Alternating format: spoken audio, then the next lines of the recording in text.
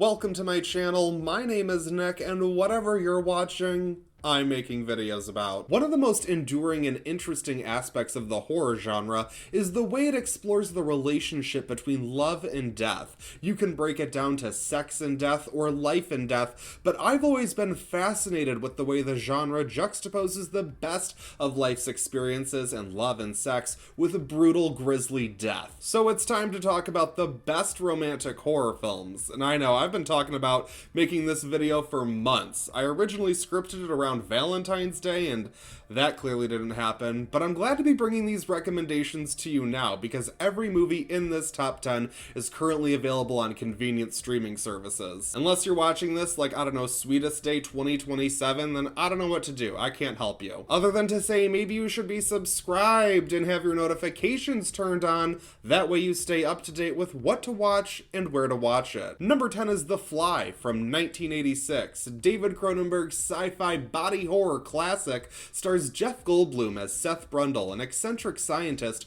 who falls in love with journalist Veronica Quaife, played by Gina Davis, while working on teleportation technology. Of course, an experiment goes wrong, causing Seth to become infused with a fly. This leads to a whole bunch of ooey gooey nastiness that will make you be afraid to fall in love. Very afraid. Seth and Veronica have such a good relationship in this movie because they work together, falling in love as they progress professionally. And I love a good tragic romance, and this one ends with quite an emotional bang. I do have to admit that I just plain don't love it as much as a lot of other people do, and I fully understand why. This movie is fantastic. It's just a little too gross for me, like just a little too nasty. Just a little too nasty for me, but that's just me. I know a lot of you would place this at number 1, but don't worry, we got plenty of other good favorites to go through. But if you want to watch The Fly, right now it's on Starz, and if you're like, what the hell is Starz and why would I go there? They actually have quite a few gems and some good deals, so you might want to check it out. Just don't watch The Fly with food. You've been warned. Don't go back to it. It could be contagious.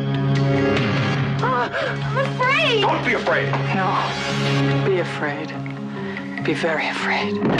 Number 9 is The Love Witch. This romantic dramedy is about Elaine, a witch who uses sex and love magic to make men fall in love with her. Unfortunately, her spells have deadly consequences. This movie was written and directed by Anna Biller, who went all out on this production. Seriously, she even made the costumes. Like, that's more commitment than I see in most of the relationships in the movies on this list. The Love Witch is very aesthetically driven. It is styled after horror films of the late 1960s and early 1970s. I can fully understand it not working for most, and yes, the horror elements are light, but it's about a damn witch doing spells and making men drop like flies. It's like as if someone made a classically styled romantic comedy about an out-of-control witch. Good enough for me. Right now you can find The Love Witch on Amazon Prime and Shudder.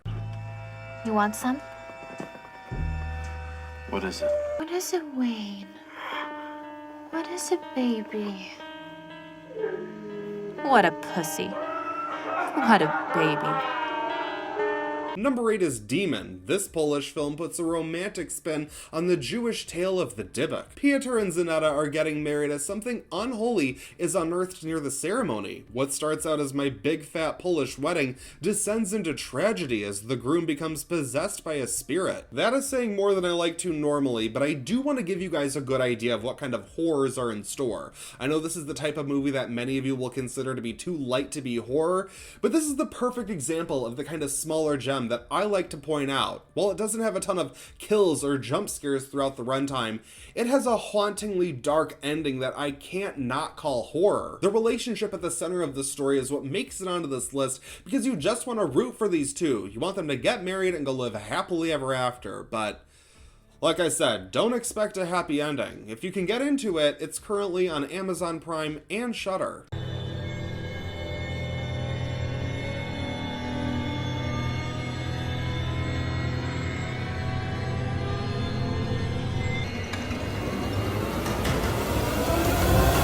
Number 7 is Hellraiser, the occult favorite from Clive Barker that's so twisted It's honestly kind of convoluted, so let me try to explain it to you like this. Julia was banging Frank, but then he got into some real freaky shit and disappeared, so Julia naturally married his brother Larry, who has a daughter named Kirsty, and this is where things get real. The fam moves into a new house where a drop of blood ends up bringing Frank back from hell. In order to regain his human form, he must feast on flesh, and Julia is so thirsty for that D, she's ready to seduce and murder as many people as she needs to in order to keep Frank around.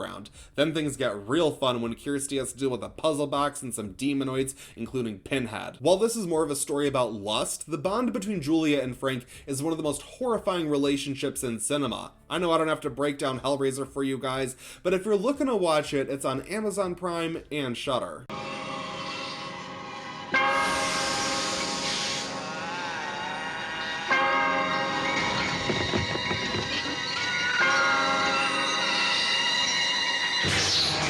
Number 6 is Warm Bodies. This romantic zombie comedy is set in a post-apocalyptic world where R, played by Nicholas Hoult, is a zombie just trying to eat enough brains to get by. But when he meets Julie, played by Teresa Palmer, my fave, he decides to save her life instead of take it. The two spend time together and bond in a way that just may save the world. I don't care if this sounds like it's too cute to be on this list too, because I love Warm Bodies. Nicholas Hoult and Teresa Palmer, they do such a great job of taking this outlandish plot and making it feel grounded and charming. If a teen rom-com zombie sounds like something that you can get into, Warm Bodies is currently on Tubi. Be dead.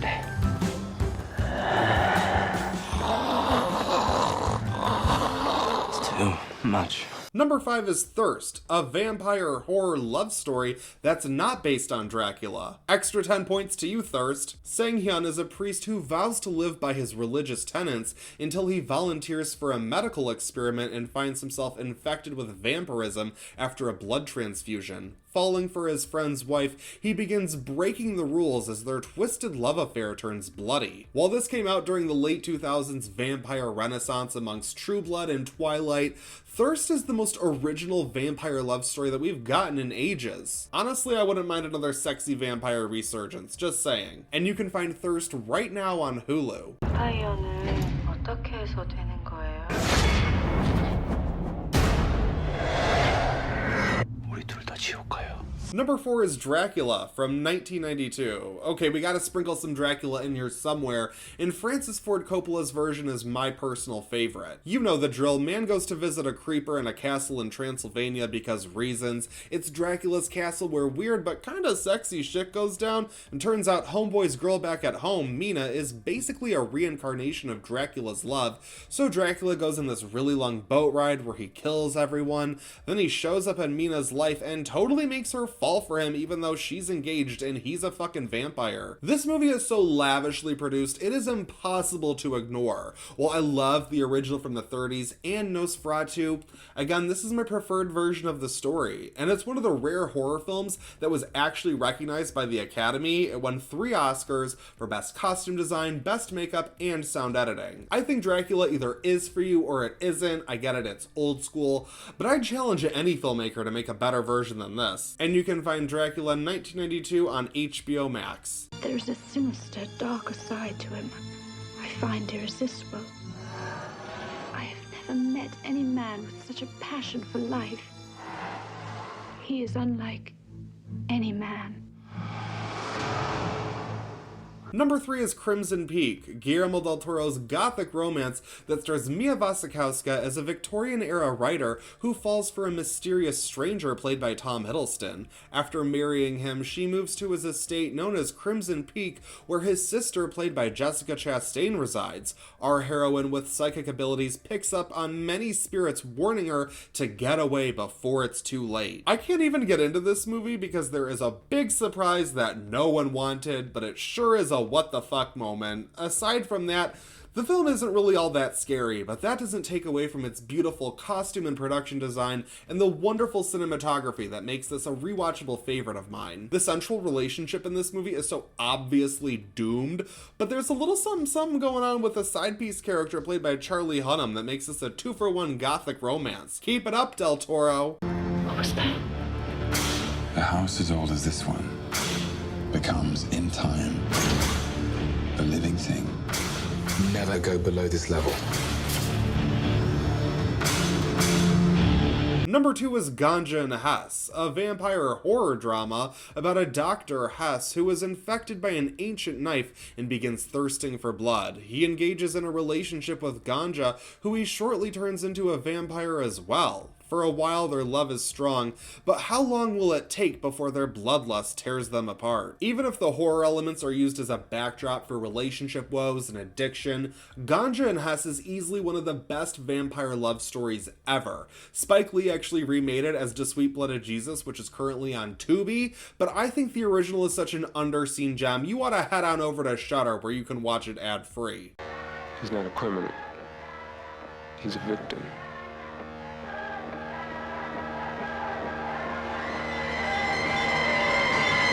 Number 1 is Honeymoon, starring Rose Leslie and Harry Treadaway as Bea and Paul, a young couple spending their honeymoon in an old family cabin in the woods. What starts out as a typical love fest turns sus when Bea appears in the woods in the middle of the night. She begins acting strangely, prompting Paul to believe she may not be his wife anymore. Honeymoon seems to be pretty hit or miss amongst audience members, but I find myself loving it more and more every time I watch it. While I do think the lead performances could be a tad stronger, I do think their chemistry carries the movie and keeps you invested in these characters, which makes all these little creepy moments hit that much harder. It's a lot like Demon in that it's a slow burn up until the very ending, but once you reach those final 20 minutes, be prepared for a gut punch. You can find Honeymoon right now on Tubi. So we didn't get a regular wedding cake. We decided on something that was special for us instead.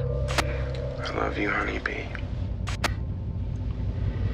And now it's time for a little fun, because even if you thought any of the movies in that top 10 are bad, I always have to point out one particularly bad favorite of mine. An American Werewolf in Paris is a 90s horror comedy about a man traveling across Europe with a pair of friends. While attempting to bungee jump off of the Eiffel Tower, he bumps into a woman about to jump off of the landmark herself. After saving her life, he discovers that she's a werewolf, and he's turning into a big hairy monster himself. This is a fun spin on an American Werewolf in London. It's a spiritual sequel, even though it is not nearly in the same league as that classic. I happen to have a soft spot for this movie because it is the first werewolf movie I ever saw, and it turned me into a werewolf lover. And I do not care, but I love the werewolf design in this movie. It is my favorite. 90s effects be damned. The relationship in this movie might not be perfect. I think our main character spends the better part of the second act trying to hook up with another chick, but still, I love Julie Delpy and Tom Everett Scott and the 90s and Paris and werewolves. You ball it all up together and it's like a ridiculous little movie that was made just for me. But if you can get into 90s cheesy fun, well, it's currently streaming on Tubi. I was attacked by this big wild dog. It was not a dog. It was a werewolf. That is my list of the best romantic horror films. Thank you guys so much for watching this video. I greatly appreciate it as always, and I've learned my lesson. I promise. I will not mention a project I have planned and then wait 5 months to make it, but I do really appreciate your patience with me, and I would love to know if there are any other favorites that you guys have. I will have a list in the description of all of my honorable mentions as well as the top 10. If you liked this video and you want to see more of these horror top 10 lists, well then you should give it a big thumbs up. Duh. And if you want to subscribe to this channel, it would really help me out and I would really appreciate it. Feel free to follow me on Instagram if you're interested in following an account that feels like it is operated by an alien who doesn't understand social media. You can follow me on Letterboxd to see more of what I'm watching and get more movie recommendations. That's it for this video, but I won't stop you from watching another.